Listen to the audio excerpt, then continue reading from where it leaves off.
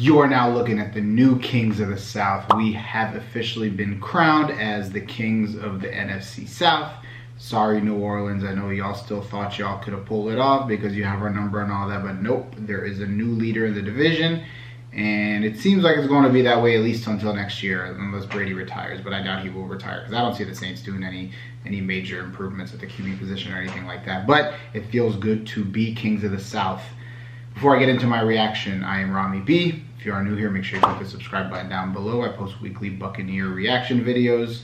If you see me looking to the side of the screen, I have stats up to make sure that I am accurate in everything I am saying. But let's get into it. So the Buccaneers had a great performance against the Carolina Panthers, who are not a good team, but we won 32-6. We had 391 total yards of offense with 232 passing and 159 rushing, where the Panthers only had 273 total yards. Overall, it was a great adjustment. Again, we were missing Leonard Fournette, Levante David, Mike Evans, Chris Godwin. We were missing a lot of players, so it was really going to be interesting to see how we would accommodate our offense and make sure that we can move the ball and score. And we did that. Antonio Brown was back. I don't remember seeing Brashad Perriman. I don't think he was on the stat sheet either, so he might have been out. But it was really Antonio Brown and a bunch of other players. But we did as best as we could, and we were able to put 32 on them. Now, sometimes it's a little bit sloppy, but it seemed like when we do have a balanced offense and we're running the ball and we're attempting to run more, everything opens up for the rest of the offense, the passing game, and then also the defense is rested and can ball out. Well, let me get into individual stats for the offense. So Tom Brady was 18 of 30 for 232 yards and a touchdown.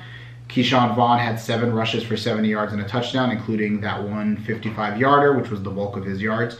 Rojo, 20 rushes for 65 yards and a touchdown. Not necessarily that effective, but he did get first downs when needed. Cyril Grayson, 1 for 14, I think it was on an end around, and Brady had a one scramble for 11 yards. Was looking good there, typical Brady Vic running in there and, get caught from behind, but it's okay, he got the first down. On the receiving end, Antonio Brown had 10 catches for 101 yards. Grayson, 3 for 81. He had one right before the half. He was wide open. I think he took it for 60 yards almost. Gronk had 1 for 23. Rojo, 2 for 16. And Cameron Brate, 2 for 11 and a touchdown. So as you can see, the ball was spread around to 5 or 6 different players. The run game was heavily leaned on. Surprised I didn't see any Tyler Johnson catches or Scotty Miller. Scotty Miller had one at the end when Blaine Gabbert was in, but that, was pretty much garbage time. But I do want to switch over to the defense because I think the defense was the MVP of the game.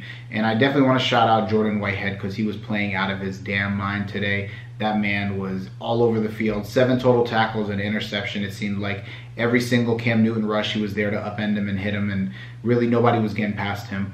Our front 7 balled out today, again holding their run game to 60 yards total.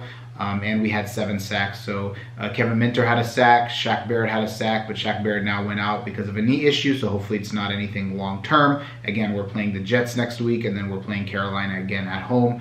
Not necessarily, we can rest some of these better players if we can win. Obviously, we do need to win, and I'll talk about playoff implications at the end. But yeah, Shaq Barrett had a sack, Vita Vea had one, Anthony Nelson had one, McClendon had half, and Will Golston had 2.5 sacks. So we were all over the backfield. 7 sacks. They said it was the first time we've had it since Buffalo in 2012 or 2013.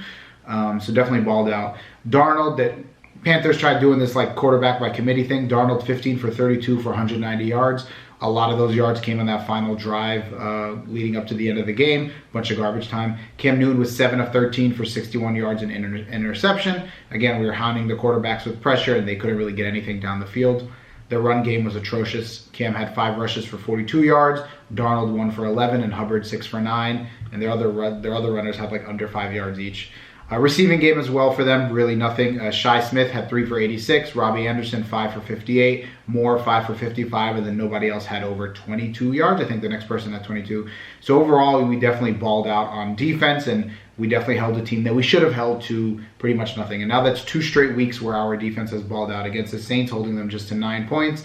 And they have a dominant rush attack with Alvin Kamara, and then today with Carolina holding them as well to 6 points. So we definitely balled out on defense, and defense definitely carried the team, and Jordan Whitehead should be the MVP for that. But yeah, I'm glad that we were able to adjust offensively and really start moving the ball and getting creative with ways and getting reps to a lot of the other people that don't necessarily play as much. I think Mike Evans, I was reading that him being shut down this week was more precautionary. He only needs, I think, 101 yards in the next 2 games to have the 8 straight 1,000-yard seasons. personally, because I'm selfish and I know once it gets 17 games, everybody's going to say, oh no, you know, whatever. Get him the 100 yards next week against the Jets. Get it out of the way. And then he can do that 100 yards in his sleep. So get him a couple deep balls, you know, get him involved a little bit, get him the 100 yards. And once the game is kind of out of reach, rest him. We don't need him in the final game. In terms of playoff seeding so far, currently we are 3rd seed. Green Bay, of course, is probably going to have the 1st seed locked up. They're not losing to Minnesota and Lions. We would need them to lose both in order to get there, to get the 1st seed. The Rams have the tiebreaker with us because of the head-to-head matchup, so they are 11-4. We are 11-4. We are the 3rd seed. And then Dallas Cowboys play tonight. They are half a game behind us. If they win, we will bump down to the 4th seed. Rams will be 3rd, and then Dallas will be 2nd seed because of the conference tiebreaker. They have no conference losses, so they will automatically always win that. Even if there's a 4-way tie with Green Bay, Dallas wins that because they haven't lost any in conference games.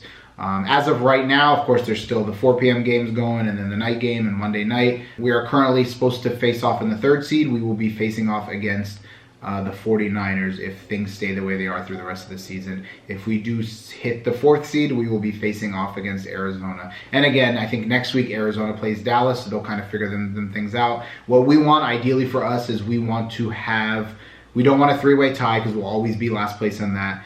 We don't want a head-to-head with the Rams. We hope the Rams lose out another game.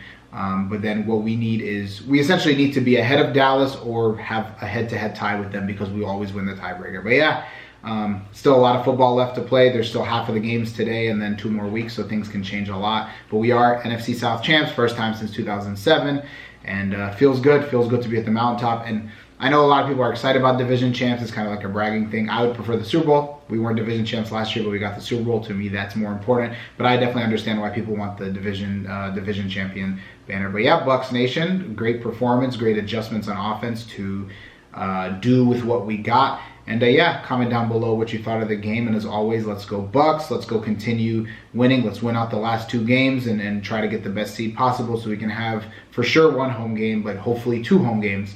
But yeah, thank you for tuning in. And as always, I am out. Let's go!